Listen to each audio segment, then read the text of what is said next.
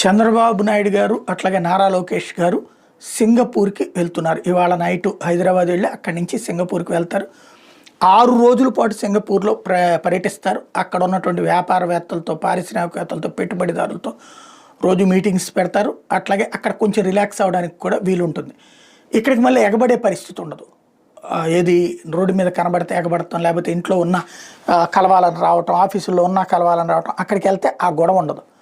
Even ఇక్కడ ఏదైనా hotel దగ్గర ఉన్న మొత్తం జనం అంతా వచ్చేసి కూర్చుంటారు కదా, అక్కడికి వెళ్తే ఆ టెన్షన్ ఉండదు. మామూలు జనం లాగానే వెళ్ళిపోవచ్చు మనం. ప్లస్ హడావిడి తక్కువ ఉంటుంది.